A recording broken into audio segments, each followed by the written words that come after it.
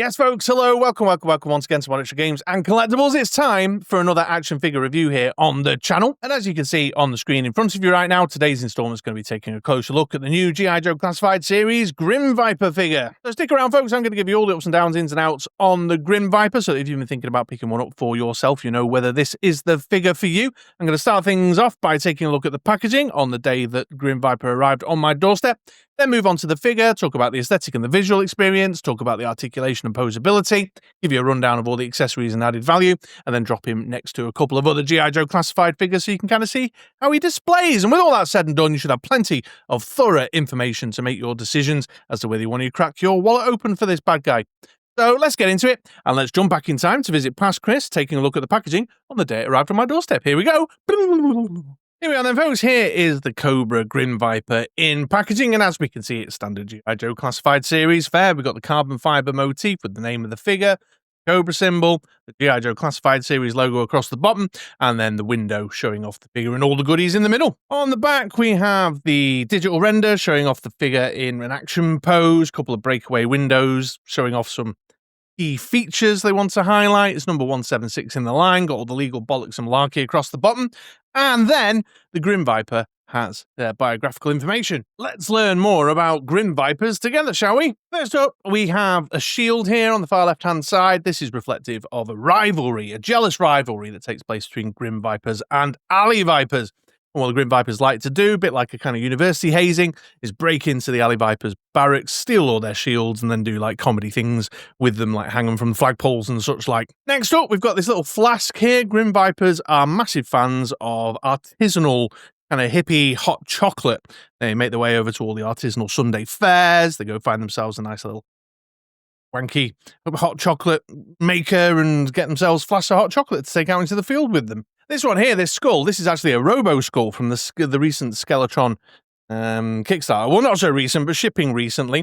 And thankfully, because Grim Vipers don't live anywhere other than North America, the cost of the Robo Skull and the Skeletron figures wasn't effectively doubled for them. And then finally, we've got these like little gears and this little screwdrivery kind of thing going on. This because Grim Vipers like to head over to like science and industry museums and gift shops and buy themselves little electronic sets and little engineering sets and make themselves, you know, little display pieces that hang around in the barracks. On the side here, we've got a piece of artwork and then the number again. That just looks like crappy AI to me. And then on the other side, it's the number again, Cobra symbol again, the biographical information, the QR code to nowhere, and all that good stuff. And there we go then. So there's the Grim Viper in packaging for the folks who are minting box. But I'm not minting box. I'm going to crack this bad boy open and get good and hands-on, have some man-child playtime, take some photos, test them out in some displays, and just generally enjoy my Grim Viper figure. So stick around, because Future Chris is going to be back in just a few seconds to share some review thoughts from that man-child playtime. Getting started in 3, 2, 1. All right then, folks. Well, here is the Grim Viper as it came out of the packaging, and I'm going to start the review section now by talking about the aesthetic and the visual experience. And taking a head-to-toe look at the figure, you can see very clearly, we all knew the moment we saw the digital render that this is a big old Frankenstein kit and bash of a reuse figure. The use of the Range Viper head, and then obviously the kind of narrative lore storytelling that Lenny tells around the figure is that it's the heavy gunner for the Range Vipers. However, actually, it's not a Range Viper outside of the head and the backpack, to be perfectly honest, because as you can see, head to toe, we've got Saw Viper body vest and chest piece. We've got Saw Viper cod piece. We've got what looks to be bare arms with a camo pattern painted on them, maybe heavy duties. The gloves and these wrist guards, these forearm guards, are from a Viper, maybe. The pants look like they're from a Joe. I don't know specifically who from, but it's actually, from the neck down, not very Range Vipery. Now, that's not a criticism, of course. You know, you've got the helmet enough to create a sense of uniformality with them integrated into Range Viper squads, and I'm sure they'll look great once we finally get the pink female version. But I suppose I'm bringing that up because in terms of the visual experience, the eye is drawn to, and the kind of central motif of the figure is the use of the Range Viper helmet with the different paint scheme. And of course, it's the mask that gives it a lot of shelf presence, because look at it, it's awesome. I liked it on the Range Viper, I like it now on the Grim Viper. In fact, arguably, I like it better now on the Grim Viper. The combination of the yellow glowing eyes and the fact that the skull mask section is a kind of more bony colour, although it's got a grey tint to it, just really makes it feel even more intimidating, even more like frightening if you encounter it in a dark wood one day. The paint application on the eyes is really good as well. I don't know if you can see, it's got like a kind of white center and then kind of goes out into a glowing yellow. And then just like with the other range viper, they've painted in the recesses of the skull around the mouth, in the nose pieces and below the eyes. But one key difference in the kind of brain section of the helmet at the back here, you can see that they've applied a wash to give it some depth and some texture. Although, as you can see, it does appear mine's got a little bit of smudging going on. Can you see the smudging there on the earpiece and then across the back there? But that aside, the wash over the brain pieces just give it even more depth and make it even more intimidating and gross. Going down into the chest, the vest, as I mentioned before, is the Saw Viper's vest, so it's got the big ammo pouches across the front. Cobra symbol there on a little patch in the center. Got the straps painted in black there. It's okay. It's a little bit plasticky. The big chunk of black across the front gives it a bit of a plasticky vibe. It could have done with a little bit more textured depth. And I'm always one to complain when we don't get paint applications on things like buckles. But overall, it's fine. It's very bulky and kind of leans into that heavy gunner narrative. And as I mentioned before as well, we've got the Saw Viper cod piece with the holster on the side, the belt across the middle with the painted strap. Of course, the hard case cod piece there. Grim Viper's got to keep the old equipment well protected with a little belt buckle on there with a kind of vipery, snaky motif on it. And then just to spin it around, you can see on the back of the vest, we've got the padded sections here with the black paint applications, and then the belt and the pouches and the knife sheath continue to be painted all the way around the codpiece section, with what I can only assume is a very comfortable strap there running running over his arsehole and across his groin. I have to confess, I'm not a big fan of the arms as we sort of move into other sections. So these are clearly what was a skin-coloured bare set of arms, which, as I said earlier, I think might have been heavy duty, with just the camouflage on the underside just painted on. So much so, in fact, that you can see the heavy duty skin color on the underside there, and the muscular veins. So while it's decent camouflage paint application there, looks very flat, very toyetic, got a bit of a Marvel Legendsy vibe about it, and the fact that the underside of the arm is just literally the heavy duty skin color is a bit disappointing. The forearm guards in the classic kind of Viper design, that classic motif, that sort of uniformal element on the Vipers, is fine and dandy, as is the gloves with some brown little trimmings on them. Legs are fine as well, they've got the texture detail in them. We've got the like the bunching up and the way it's bunches up over the top of the boot, and folds and creases at the groin hip section from sitting and what have you. That's all fine. The pockets all sculpted on. See the seam down the side, that's all good and dandy. Got his extra knife sheath there on his thigh. I will say, proportionally, I feel like the legs could have done with a little bit more bulk. Maybe another pouch, on the other side. They do tend to like their symmetry and design on G.I. Joe Classified, and they don't seem to have done that here with the Grim Viper. But what it means is he looks very top-heavy with that big, bulky vest and the forearms and the codpiece, and then just sort of goes a bit thin down the bottom, if you get what I mean. Like, it could have just done with just a little bit of balance on this side somehow. Maybe something down on the right ankle here, or something else on the other thigh. I mean, I get it because of the way the holster drops down and stuff, but I might have preferred something just to make him feel a little bit more balanced. The colour scheme's fine, nothing to write home about particularly. It's standard military greens, browns, blacks. The camo paint application on the arms is fine. The green of the pants is fine. Just fine. It's just fine. It's all complementary and works together. No issues or complaints there. Although what I will say is I've had him displayed in amongst some other Vipers, obviously the Range Viper in particular I've been playing around with it with, and it does sort of stand out. Like, everybody else has gone to the costume party and made an effort, but this guy's just gone to the costume party and just thrown a cheap mask on that they bought at the supermarket. You know what I mean? There's nothing jazzy about this guy, is there? No splash of colour, no energy to the outfit choice. But what it does mean is when it's in amongst the rest of them on display, it kind of stands out in a weird way. Like, it makes all the others look a bit dafter. I mean, I know they're daft, but dafter, even dafter. I'm not sure I'm articulating what I mean, but I suppose this one being in military greens and all the rest being in purples and blues, and I mean, oranges. It's all a bit of a funny display. So if you're sort of doing a mixed troop build, like a mix of troop builders, like you're going for a one of each, like I am, kind of stands out a bit. And there we go. There's the aesthetic, the visual experience. I've got to admit, I'm not a full thumbs up on this one. I don't think, folks. I'm a little.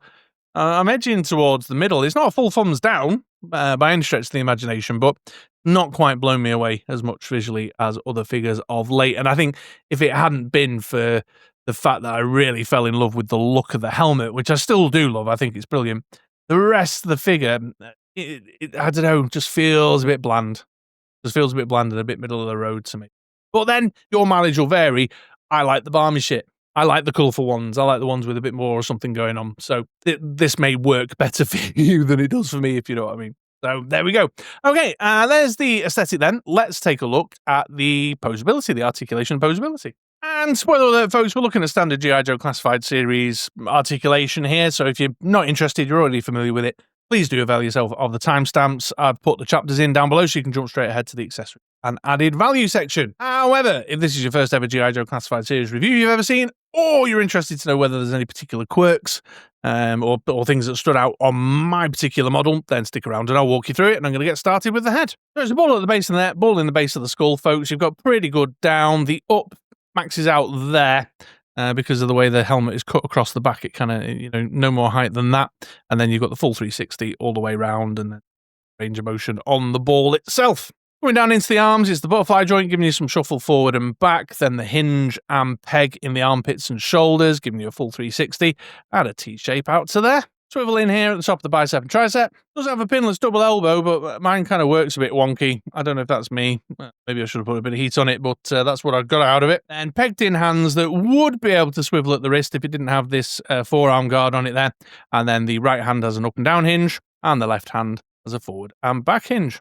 Into the main torso, it's got the standard G.I. Joe Classified Series hinge and ball joint on it. You can get some movement out the hinge because of the way the vest is cut slightly higher up on the torso. You can get a bit of motion out of that there. And then, of course, you've got movement in the ball joint on the waist. Got the drop-down joints here at the hips and in the groin, giving you that range of motion there. And you've got forward up to about there.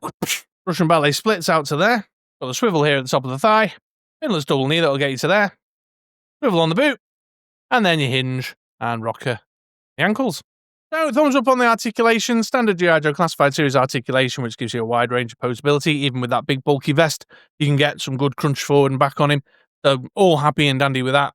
Opened up a world of possibility. I was able to pose him up in all sorts of different ways that I wanted to try and pose him up in. My imagination was not limited by it. Everything's good. So, there you go. There's the articulation and posability.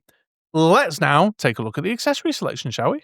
And the main focal piece of the accessories is the loadout. It's all about the weaponry with the Grim Viper, starting with this big bastard here.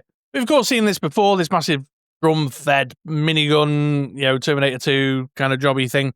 In green, one of the earlier Roadblocks had it off the top of my head, which is all fine and dandy. Big old piece of black molded plastic in the main body, then the drum there, which it looks like it's been attached on, and then you've got the swiveling barrels on the front here. They've added some embellishments though. We've got the kill count chalked in on the side, got the flame pattern here painted in with knocks and scuffs from seeing action, and a painted handle on the gun there. There it is from the other side. Yeah, it's good, it's fine. It looks big, it looks chunky, it looks menacing, it looks evil. Certainly plays a big part of the visual identity, the visual experience as well. When you put it in his hand, it kind of adds to the whole narrative of what the Grim Viper's all about.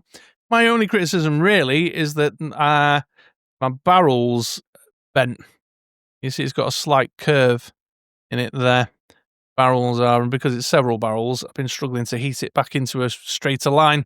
But otherwise, yeah, all good and dandy there. Big old machine gun. Then we've got his handgun here. We've seen this before. It's the same as the Saw Viper's handgun, which makes sense because it's the Saw Viper's belt and holster. That's on the figure there, so that's fine. Single piece of molded plastic. Let me get in focus for you folks. There we go, single piece of molded plastic, good sculpting details, got the nice little extended magazine at the bottom there. Yeah, it's a fun, interesting looking pistol. I don't know if it's a real life one or not, but it looks like a nasty piece of work that'll do some damage. And this of course goes in the holster on his waist, like so. In addition to the pistol, the Grim Viper's got a couple of blades as well. He's obviously not very keen on Joe's getting too close. You know, if he doesn't get him with his heavy machine gun, if they get too close, he'll still take care of business. Got this big old daggery thing here, painted blade, which I'm always a big fan of there, and then this smaller one, like the standard issue Cobra Trooper knife that we've seen several times over, with the hand-shaped grip and the shorter blade, although not painted. And both of these have sheaths on the finger. The larger blade has a thigh sheath there, and the shorter blade has one in the small of his back. Then we've got his backpack. This is reuse of the Range Viper's backpack, but whereas the Range Viper had a blue canister at the top for the port, the breathing port that plugs into the back of his helmet, this one's got a green one to match, to match their uniform colours. But the lovely backpack, always very keen when there's some paint applications on the backpack. So not only have you got the great sculpt with all the interesting details like the computer equipment, scanning equipment and stuff, but we've also got the spare bullets painted in there, little red dot on it. There's some nice sculpted detail around the side here where the radio is and stuff, and obviously the painted canister brings it to life, gives it a little bit more depth. Yeah, nice little backpack. Plug that in on the peg, and then you can see there's a tiny little hole in the base of the helmet. Plugging in his little breathing apparatus. So the accessory selection's all right, It feels like it's lacking a little something, but I suspect they blew all the budget on this big old machine gun, this old minigun at the front there, which makes sense. That's fine. And what it's lacking, I'm not entirely sure. I think like the Range Viper had a bullet belt in the across his chest and stuff, which just added a little bit more flavour. But I'm not short of bullet belts that I can hook onto him out the bits box anyway. So it's all fine and dandy. It's obviously all about the weaponry. It's a very offensive character in the sense of an offensive specialism, not offensive. Well, they probably are offensive. I suspect they do call out all sorts of horrific expletives on the battlefield, but more to the point, offensive in the sense of for offensive. What the hell am I saying? Stop rambling, Chris. Yes, the accessory selection's fine. I'm giving it a thumbs up. Okay, let's take a look at this guy next to a couple of the figures. In fact, where's my Range Viper? I had him out yesterday. Let me put him next to him. And here he is. I found my Range Viper. I was taking some photos with him yesterday, so here are the pair of them together. And yeah, you can see aesthetically they stand apart quite a bit. They're not quite as uniformal looking as I might have hoped for, I suppose. I don't know what I'd want. Maybe I want the Grim Viper in blue as well. I don't know. I can't really pin that one down in my mind. But the Grim Viper is certainly bulkier. He's taller, he's bulkier in general, for sure, but still a menacing pair nonetheless. Here he is next to the Saw Viper, who, of course, in terms of, uniformality, he's got perhaps more in common with the matching vest and codpiece there. And of course, the size and bulk is very similar. But this illustrates what I mean about the legs seeming a bit thin, because this guy's got kind of plates and padding and stuff to chunk out his legs to make him feel a little bit more proportional. Here's the Grim Viper next to a Frag Viper, because, I don't know, I suppose I've just ended up making this section of the video a tour of Vipers with creepy, intimidating helmets, I suppose. And finally, here he is next to a standard Viper. Just for reference, I'm pretty sure that's the Cobra Island version, but maybe it's not. All right, folks, well, here is the Grim Viper going around on the turntables. You can get a 360 look of the figure, and while you're eyeballing that, I'll offer up some final thoughts. And you can probably tell from the tone of the review, I'm a little underwhelmed with this one, to be honest, folks. I was in two minds about getting it anyway. You probably noticed it's arrived later than the rest of the wave came into my hands, because I ended up making a last-minute decision, and it was on a separate order, which meant, it came later and it came with a later batch and all that good stuff. And I was flip-flopping a bit, and then I kind of thought, well, I do like that helmet a lot, and, as you do. And now I've got it in hand, I'm a bit like, yeah, maybe I should have passed it. Maybe it should have been a skip. Actually, I think I'm going so far as to say I possibly could have skipped it. It's not that I haven't had fun with it. It's been a good desk figure for the last couple of days, and I've definitely been getting some man-child playtime in. Took some pretty decent photos yesterday when I had a little camera sesh. So... it's not so enormously flawed that I'm like, no, it's horrible, I hate it. It's just not got my juices flowing, just not got my juices flowing. And I think just the combination of things like that slightly disproportionate look, the unsleeved arms, just painted on camo, the colour scheme boring. I think regulars around these parts know I'm not one for just the standard military colours. I want my G.I. Joes crazy. I want them 80s. I want them neon. You know, so your mileage will vary. Like I said earlier in the video, it is definitely about personal preference and what I'm looking for from Joe. But I've got to say, I do love that helmet. I love that helmet. It looks great with the kind of more bone-coloured skull mask. So, you know, pros and cons, benefits and drawbacks, you know. But I think maybe do sort of wish I'd skip this one. I maybe one of those that sort of ends up residing in the box and not to be seen very often again. Time will tell, I suppose. Time will tell. So there we go, folks. I hope you enjoyed that video. I hope it helped you make a decision if you've been thinking about picking up a Grim Viper of your own. Let me know your thoughts in the comments down below. And, you know, if you have found this useful, do all the usual YouTube-y bits and bobs. But all that remains to say is thanks very much for watching. Have a great day. Have a great week. And come back around for another video sometime soon. All right? Take it easy, folks.